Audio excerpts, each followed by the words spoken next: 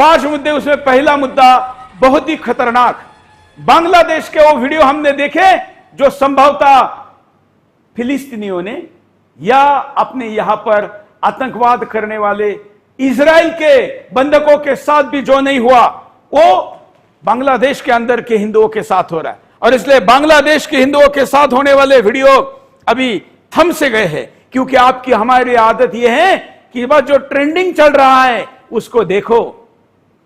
नया वीडियो अब तक के सभी वीडियो से ज्यादा खतरनाक है। इस वीडियो में दिखाया गया है कि कैसे एक हिंदू युवक जो कि प्रतिभाशाली है, कटते पीटते हिंदू के इस माहौल में, डर में, वो डरा नहीं बल्कि बाकी लोगों को संभल देता रहा। इस छोटे से बच्चे को पुलिस स्टेशन में बुलाया गया और ईश निंदा, मतलब मोहम्मद या कुरान या अल्लाह के बदनामी की ऐसा कहकर किसी व्यक्ति को मृत्युदंड दिया जाता है, वो सब कुछ करने के लिए इसको पुलिस स्टेशन में बुलाया। पुलिस स्टेशन में बुलाने के बाद यह कहा गया वहां बड़े बड़े लोग उपस्थित रहे और पुलिस थाने में बगल में उसको दिखाइए, पुलिस थाने में यह कहा गया कि इस बच्चे से हम बात करते हैं, इससे माफी मंगवा के इसको छोड़ देते हैं। पुलिस ने, सेना में, जो कि अब ज्वाइंट ऑपरेशन में बंगाल में चल रही है, उन्होंने इस बच्चे को जिहादियों के हवाले किया। उसके बाद उसके गर्दन को काट दिया। खुलेआम अल्लाहू अकबर और नाराए तकबीर के नारे लगाए गए। यह पुलिस थाने के अंदर का वीडियो है जो आपके सामने है। यह हिंदू युवक है और उसके साथ बाकी लोग बहस कर रहे हैं, क्योंकि इसने हिंदुओं का संबल बांधा, इसने धर्मांतरण नहीं किया, इसके साथ बहस हो रही है। इस बहस में जो आपके सामने स्क्रीन पर हम लिखकर दिखा रहे हैं, यह चर्चा चल रही है, बंगाली में बात हो रही है, इसलिए मैं उसको ऑडियो के साथ आपको नहीं दिखा रहा हूं। लेकिन पुलिस थाने में उसको डराती भीड़, धमकाती भीड़, पुलिस के सामने, सेना के अधिकारियों के सामने, पैरामिलिट्री के सामने, थोड़ा सा आवाज खोलिए, देखिए क्या हो रहा है। 5 মিনিট সময় দিয়েছে, এর মধ্যে না মানলে হামলা করব। স্যার হ্যান্ড মাইকটা দেন, আমি কথা বলি। স্যার সম্ভব না, তুমি পারলে হবে না। ভাই আপনি কি যাই দেখেন বাইরে কি অবস্থা, ভাই আপনি যান, বাইরে ফেলাবে স্যার, ভাই যাবে হবে নিচে আসেন স্যার, আপনি যাবেন স্যার। এটা যদি আমরা করতাম আমাদের উপর হত্যা হতো। আমি তো কথা বললাম। আচ্ছা, এর আগে যে কয়েকবার হয়েছে আপনারা কি? अब इसके बाद क्या हुआ, तो इसको वहां पर बातें होने लगी, डराने का प्रयास हुआ, लेकिन बातें चलती रही। घंटे बातें चलने के बाद ये ध्यान में आ गया कि थाने में हिंदू युवक को मार दिया, मारना पीटना शुरू कर दिया। देखिए ये थाने के अंदर का वीडियो है। अब ये थाना है या कसाई खाना है तो सब कुछ कसाई खाना ही है हिंदुओं के लिए। हम जो ब्लर किया हुआ हिस्सा है और जो लाल लाल आपको थोड़ा बहुत दिख रहा है, ये उसके शरीर से निकलने वाला, गर्दन काटने के बाद निकलने वाला खून है। किसी बकरे को भी आप इतने आसानी से नहीं काटेंगे, मुर्गे की गर्दन भी नहीं मरोड़ेंगे, लेकिन हिंदू की गर्दन है, काफिर की गर्दन है, और बांग्लादेश है तो हिंदू हत्याकांड खुलेआम है। हत्याकांड करने वाले का महिमा मंडन है, सजा की बात तो दूर है। और इसलिए इतने हिंदू काटे, इतने हिंदू मारे, इतने हिंदू भगाए, इतने बलात्कार हुए, एक भी जिहादी पर बांग्लादेश में गिरफ्तारी की बात अब तक सामने नहीं आई है। उसी में ये खून से लथपथ हिंदू युवक आपको वीडियो में दिख रहा है। ये स्थिति है बांग्लादेश में हिंदुओं की। ये यहां पर अन्य अन्य नारे भी दिए जा रहे हैं। अब मैं एक तीसरा वीडियो दिखाने के लिए कहूंगा। हमने एक शैतान को मार गिराया है। हिंदू युवक की हत्या पर यह क्या बोल रहा है जिहादी, आवाज दीजिए, फुल स्क्रीन करिए।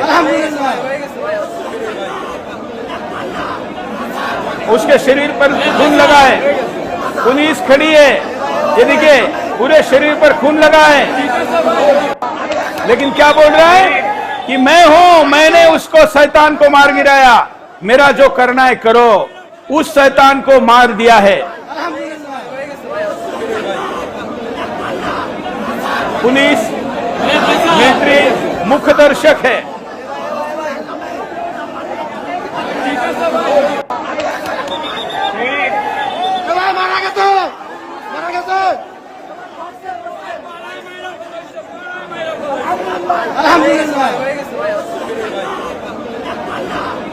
अब मैं इससे भी खतरनाक बात आपको बताता हूं कि ये जो वीडियो आप बगल में देख रहे हैं, इसकी घोषणा मस्जिद के लाउड स्पीकर से हुई है।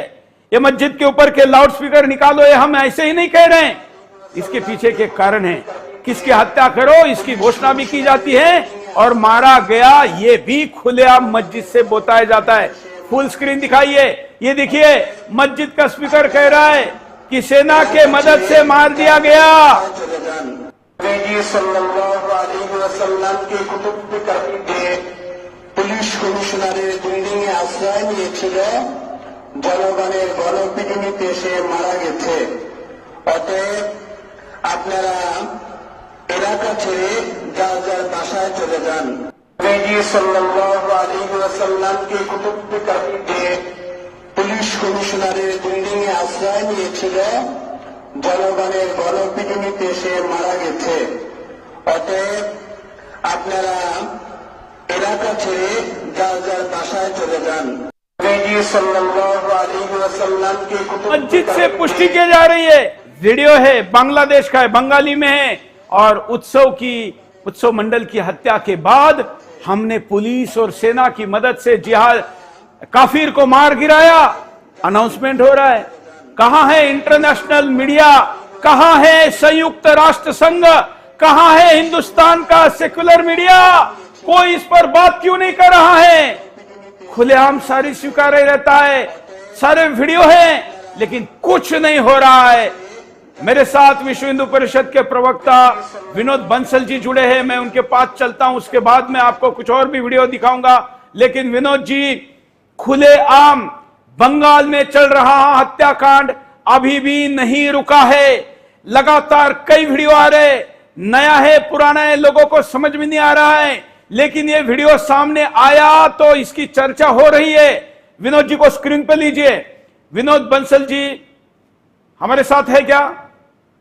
हाँ जी सूरज जी, हाँ मेरी बात है? बिल्कुल बिल्कुल। मैं कह रहा हूँ, देखिए ये जो जिहाद की जो पराकाष्ठा है ना, वो बिल्कुल स्पष्ट रूप से सामने नजर आ रही है। लेकिन इस पर वो एनएचआरसी और वो जो मानवाधिकारों के संगठन और जो सेकुलर ब्रिगेड और ये सब चीजों का जो आपने जिक्र किया, उन सबको कहीं भी कोई उनका मन नहीं पसीजेगा। और जब हिंदुओं पर आक्रमण की और उनके विभत्स हत्याओं की बात आती है तो ये सुप्तावस्था में चले जाते हैं सारे के सारे। लेकिन मुझे लगता है कि अब समय आ गया है, हिंदू समाज को जागना होगा, अन्यथा तो अब उसके पास कोई जगह नहीं, कोई विकल्प नहीं है इस समय, कोई विकल्प नहीं है इस समय। और देखिए ये जिस तरह से अभी कल पूज्य संतों ने भी बड़ी चिंता व्यक्त की है, गृह मंत्री से उन्होंने भेंट की है, उसको बाकायदा ज्ञापन देकर के कहा गया है कि भाई अब जब भारत ही नहीं संभालेगा तो कोई और कैसे संभालेगा।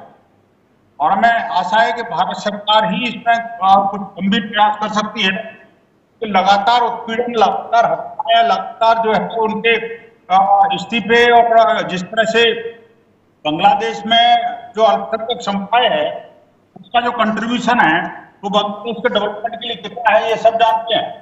ये जानते हुए भी सरकार आंख मूंदी के बैठी है, क्योंकि जिहादियों के सामने उसने भी सरेंडर कर रखा है। आत्मसमर्पण की स्थिति में सरकार है, वहां कोई सरकार नाम की कोई चीज है ही नहीं, बल्कि देखा जाए तो ये जो स्थितियां परिस्थितियां निर्माण हुई हैं, इस बारे में सारी हमें भी चिंता करनी पड़ेगी, और दूसरी बात वर्ल्ड कम्युनिटी को भी देखना पड़ेगा। और लगता है कि फिर नहीं तो स्थिति ये होगी कि जो पोस्ट इंडिपेंडेंस जो हुआ था, भारत विभाजन के बाद में जिस तरह से ट्रेनें कट के आ रही थी, और वो जब तक वो नहीं थमी, जब तक कोई उसका प्रतिक्रिया यहाँ से नहीं गई, मैं चाहता हूं कि ऐसी कोई स्थिति का निर्माण कोई न करे तो ज्यादा बढ़िया है।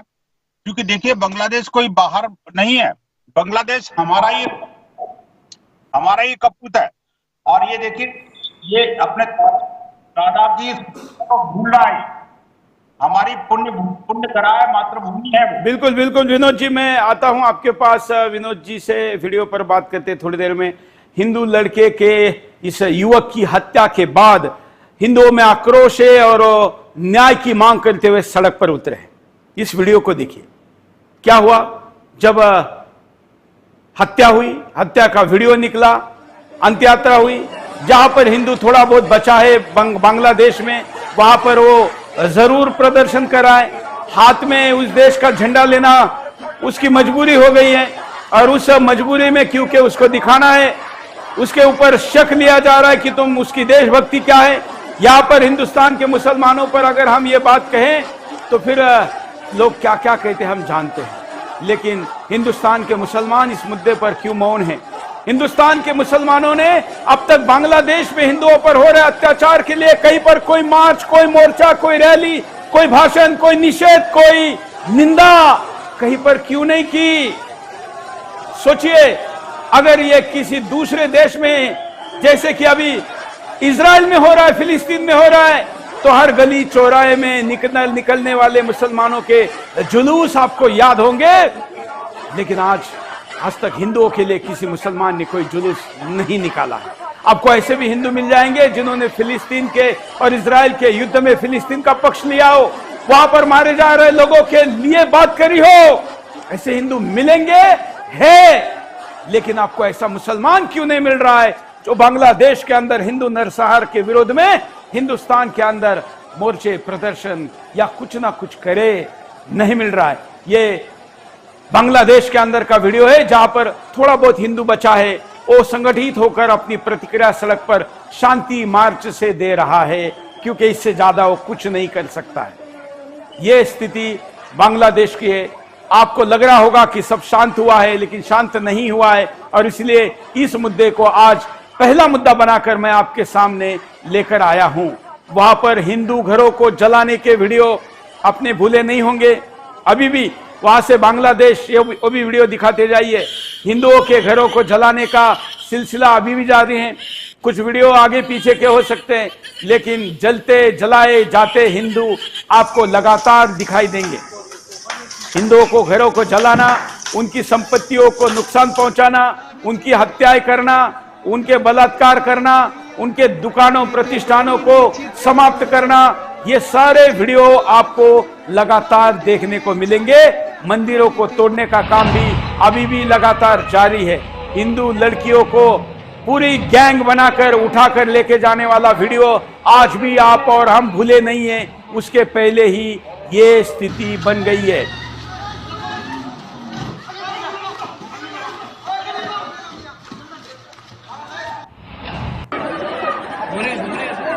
ये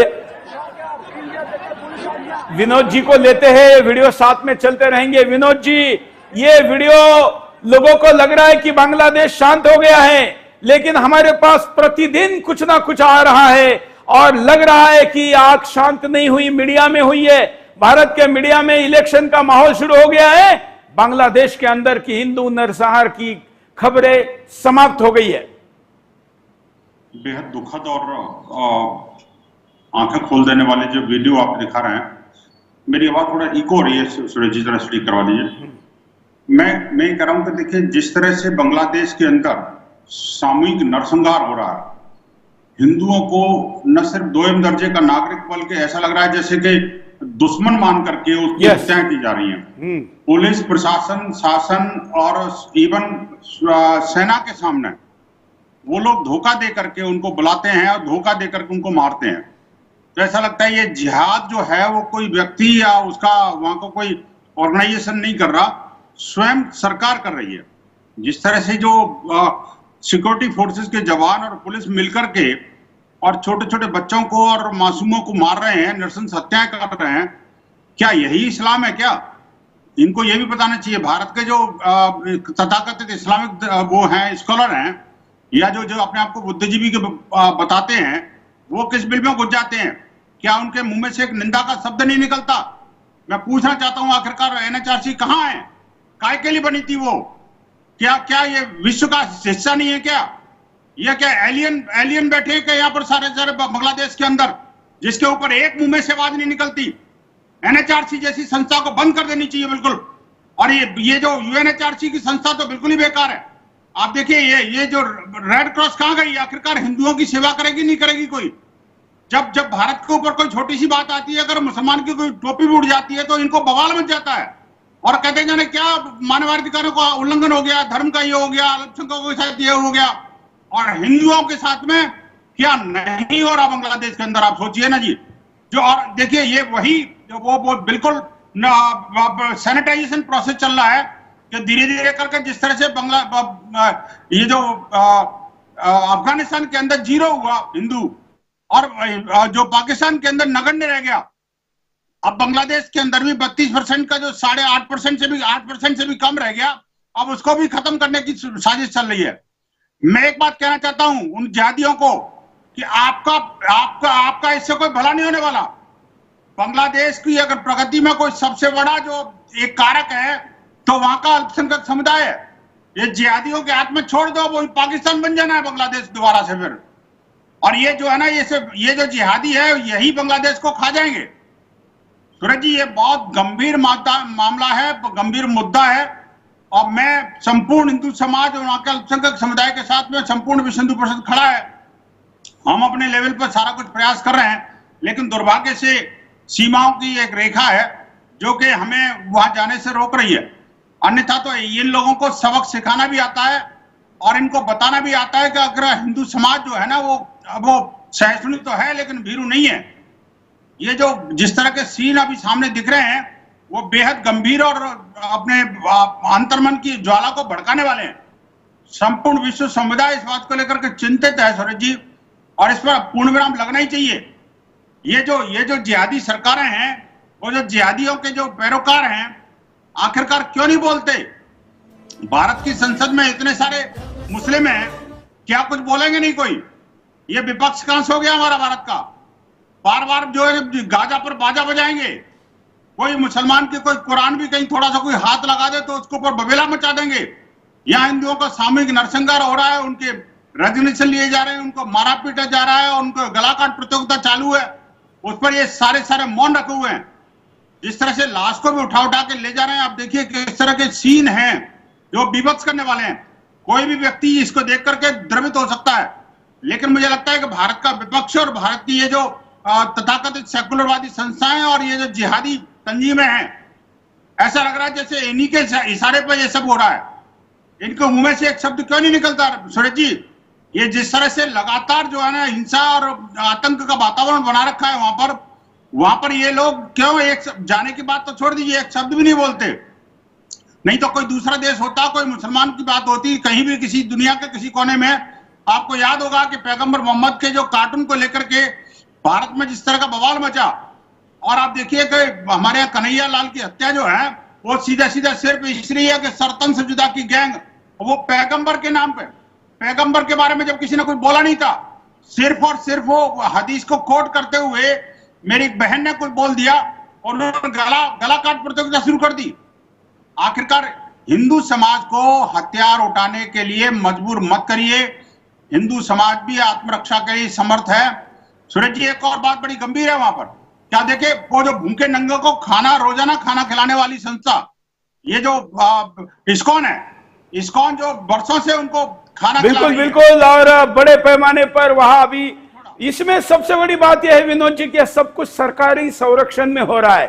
अब वीडियो में देखिए पुलिस स्टेशन के अंदर लड़का है, अब कस्टडी में कैसे मारा गया, फिर मारने वाला बाहर आकर खुलेआम शर्ट पर लगा हुआ, कुर्ते पे लगा हुआ खून बताते वीडियो में बता रहा है, सामने सेना है, लोग वीडियो बना रहे हैं। इतना ही नहीं, मस्जिद के अंदर से स्पीकर पर इस पर अनाउंस किया जा रहा है, वीडियो है, सारे सबूत है, लेकिन सरकार ने किसी को गिरफ्तार किया, 4 डंडे चलाए, ऐसा कोई वीडियो सामने नहीं आया है।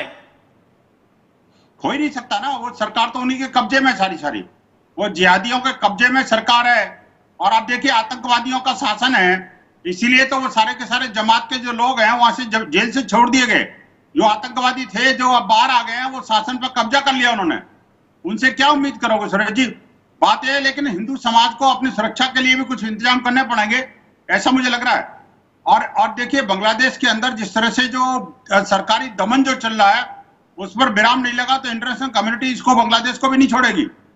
बांग्लादेश ये नहीं समझे कि हमारे पास जिहादी हैं तो हम सब कुछ करा देंगे, इनको खाने के लाले पड़ जाएंगे। इन सब लोगों को डेवलपमेंट की तो बात छोड़ दीजिए, एक अन्न का दाना नहीं मिला अगर वर्ल्ड कम्युनिटी ने इसको बाइकआउट कर दिया तो। ये लेकिन world community Vinod ji, world community तो तब बाइकआउट करेगी ना जब भारत बाइकआउट कर दे।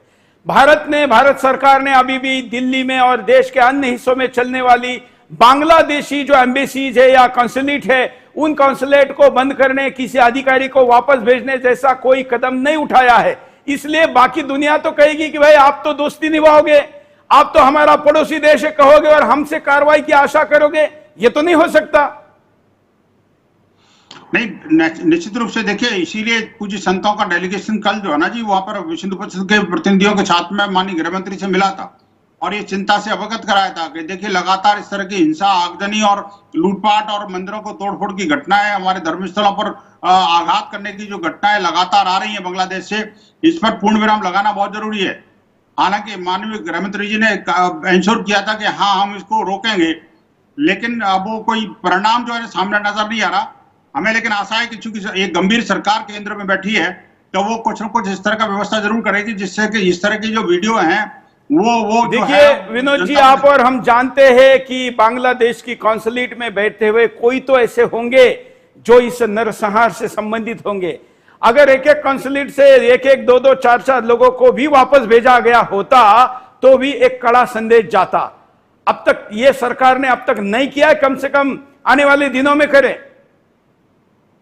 देखिए बात यह कि सरकार ऐसी है जिसके ऊपर भरोसा किया जा सकता है कि वो कुछ न कुछ जरूर कर रही होगी। ऐसा मुकेश जी, राकेश जी, अपने सुरेश जी, कई बार क्या होता है कि सरकार के अपने डिप्लोमेटिक रीजंस होते हैं जो कि वो ओपनली किसी के सामने नहीं कहती। हमें और आपको वो नहीं पता कि सरकार जो कर रही है। आप देखने वाली बात है कि देखिए ये जो चूंकि इंटरनेशनल रिलेशंस है इसलिए वो सरकारों की अपनी मजबूरी हो सकती है, लेकिन आपकी जो चिंता है, जो वेदना है, जो आपका सुझाव है, मुझे लगता है निश्चित रूप से सरकार और सरकारी अधिकारी उस पर विचार कर ही रहे होंगे और विदेश मंत्रालय और गृह मंत्रालय इस बात को लेकर के गंभीर चिंतन में व्यस्त जरूर होगा। और ये देखिए कि इस माध्यम से जो घुसपैठ की समस्या भी ऐसा लग रहा है कि बढ़ने की संभावना है, उस पर भी अंकुश लगाया जाना जरूरी है। क्योंकि जो आतंकवादी वहां छूट गए हैं वो आखिरकार बांग्लादेश में तो उनको खाना मिलने वाला नहीं है, अल्टीमेटली यहीं आके बम विस्फोट करने की योजना बना रहे होंगे कहीं ना कहीं। तो इसलिए ये हमें सावधान रहना पड़ेगा और जनता को भी सावधान रहना पड़ेगा, सरकारों को, सिक्योरिटी फोर्सेस को भी सावधान रहना पड़ेगा। और इसलिए यहां पर जो है, यहां 10 करोड़ बांग्लादेशी घुसपैठी है। बांग्लादेशी, रोहिंग्या, अफगानी, पाकिस्तानी, 71 देशों के घुसपैठी है, उसमें सबसे बड़ा हिस्सा बांग्लादेशी घुसपैठियों का है। हम महाराष्ट्र की जनता मिलकर, सब मिलकर एक अभियान चला रहे हैं जिसका नाम दिया है जनता एनआरसी। क्योंकि एनआरसी सरकार ने लानी चाहिए, सरकार ला नहीं पा रही है, या जब भी लाए हम उसकी मांग करते हैं और वो मांग हो, इसलिए एक नंबर भी हमने जारी किया है कि ये वीडियो देखकर आपको अगर गुस्सा आ रहा हो, मैं कहूंगा कंट्रोल रूम को जरा मिस कॉल नंबर चलाए। अगर बांग्लादेश के हत्याकांड को देखकर आपको गुस्सा आ रहा है, आपको लगता है कि कुछ होना चाहिए, सरकार अपने दम पर जब करना है तब करेगी, हम अपने आप क्या कर सकते हैं? तो हम अपने आसपास में छुपे बांग्लादेशी, रोहिंग्या घुसपैठियों को निकालकर भगा सकते हैं। ये भगाने के लिए पूरे देश में हम एक साथ करने की ताकत नहीं रखते हैं। इस वक्त ऐसा कुछ करने जाएंगे तो बवाल करके हमको बदनाम करने का प्रयास किया जाएगा। और दुनिया के सामने एक अच्छा उदाहरण देने के लिए जरा मिस कॉल नंबर चलाइए। एक अच्छा उदाहरण देने के लिए हम कम से कम ये कर सकते हैं, इसका समर्थन कर सकते हैं। नंबर 9209 204 204 9209 204 204 इस नंबर पर कॉल करिए, रिंग जाएगी, एक आपको धन्यवाद का मैसेज मिलेगा।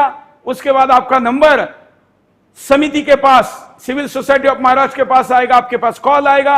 आप इस आंदोलन में क्या मदद कर सकते हैं, कैसी सहभागिता कर सकते हैं, या केवल आप समर्थन कर रहे हैं कॉल देकर, इतना भी पर्याप्त है। लेकिन ये सब कुछ करना आवश्यक है। क्रिया की प्रतिक्रिया अगर नहीं होगी, वो भी इस समय नहीं होगी, तो फिर हमारी कायरता को इतिहास कभी भी माफ नहीं करेगा। यह भी आपको यहां पर समझना जरूरी है।